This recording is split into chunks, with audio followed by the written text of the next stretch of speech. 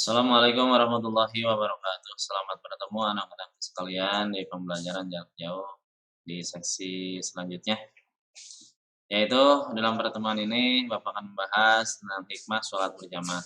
Namun sebelumnya seperti biasa kita awali dengan bacaan basmalah. Bismillahirrahmanirrahim. Hikmah sholat berjamaah. Masjid menjadi tempat utama sholat berjamaah. Ya. Kamu harus tahu bahwa sholat berjamaah itu kita laksanakan di masjid. Tahukah kamu tidak ada larangan untuk melaksanakan sholat berjamaah di rumah, musola atau masjid.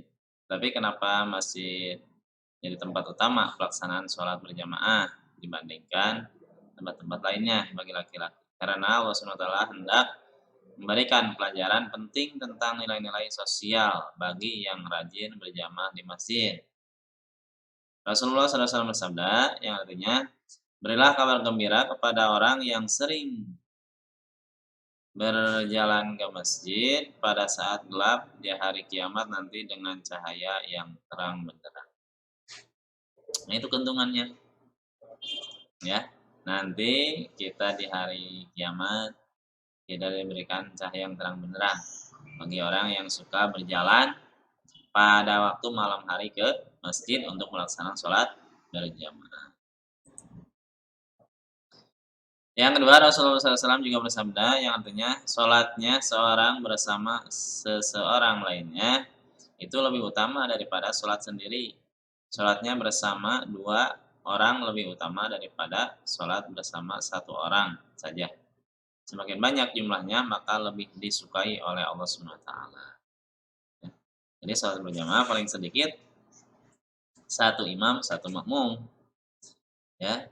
Jadi apalagi kalau lebih banyak makmumnya itu lebih disukai oleh Allah Subhanahu wa taala. Hikmah dari posisi imam. Ya. Hikmahnya bagi posisi imam satu, sebagai pemimpin harus adil tanpa membeda-bedakan satu dengan lainnya. Ya, makanya imam itu harus tahu keadaan makmum. Kan di si makmum itu ada orang tua, ada kakek-kakek, ada anak-anak, ada pemuda. Jadi seorang imam harus bijaksana. Jadi membaca surat jangan terlalu yang panjang dan jangan juga yang terlalu pendek. Jadi pertengahan saja. Ya, jadi bagi orang tua bisa, bagi anak-anak bisa, bagi para pemuda pun bisa. Ya, dilaksanakan.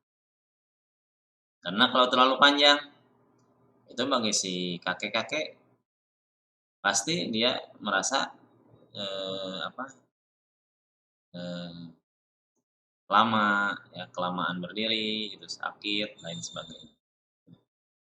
Kecepatan juga itu repot juga. Jadi harus adil lah sebagai seorang pemimpin itu ya. Jadi imam itu harus bijaksana. Karena yang dibawa oleh kita itu, oleh imam itu adalah makmum itu ada orang tua, ada anak-anak, ada remaja. Harus adil. Yang kedua, kepemimpinan adalah amanah dari Allah SWT dan bukan hanya sekadar berkuasa. Harus amanah.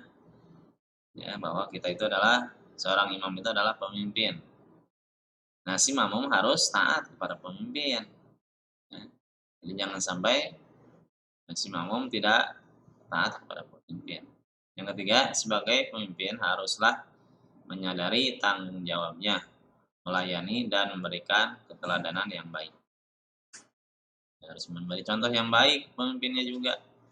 Ya, jadi jangan sampai si rakyat harus taat kepada pemimpin, tetapi pemimpinnya tidak memberi contoh yang baik terhadap rakyatnya. Ya, tidak demikian. Yang keempat, sholat berjamaah juga menyadarkan kepemimpinan bukanlah kekuasaan yang harus dipertahankan dengan segala cara. Jika memang sudah waktunya diganti, maka harus diterima dengan lapang dada. Ya, jadi kalau masih mampu menjadi imam silahkan, tetapi kalau sudah merasa, saya ini sudah tua, suaranya misalkan sudah tidak fasih dan lain sebagainya. Banyak kekurangannya. Maka si imam tersebut harus menerima untuk diganti dengan yang lain, ya. Ya. Nah, itu.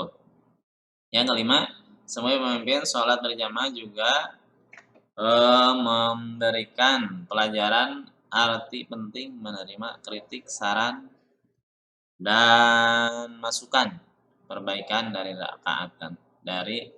rakaatnya.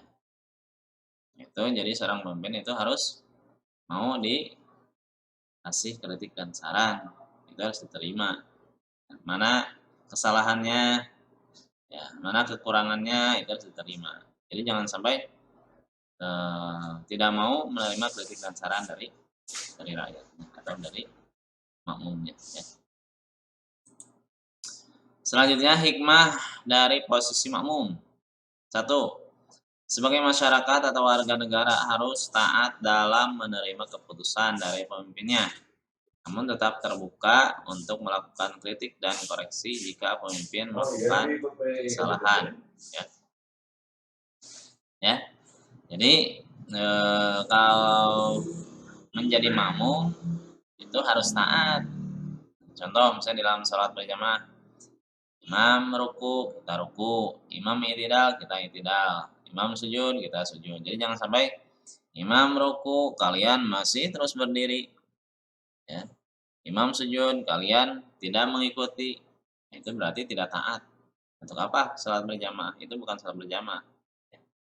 Itu hikmah untuk seorang makmum. Yang kedua, posisi sebagai masyarakat atau warga negara juga merupakan amanah Allah SWT yang harus dijaga. Amanah yang harus dijaga. Itu posisi sebagai masyarakat. Harus atiullah wa atiur rasul wa ulul amri minkum. Taat kepada Allah, taat kepada Rasul, dan taat kepada pemimpin yang mencintai terhadap rakyatnya. Yang ketiga, sebagai penerima tanggung jawab dari pemimpin, masyarakat atau warga negara seharusnya juga berpartisipasi secara aktif. Ya, harus aktif. Yang keempat, dalam melakukan koreksi seharusnya dilakukan dengan mekanisme yang berlaku. Ya, itu hikmah dari posisi makmum. Baiklah, sekian dulu pertemuan pembelajaran jarak jauh kali ini yang Bapak sampaikan. Mudah-mudahan bermanfaat dari kita semua. Kita akhiri dengan bacaan alhamdulillahirabbil alamin. Assalamualaikum warahmatullahi wabarakatuh.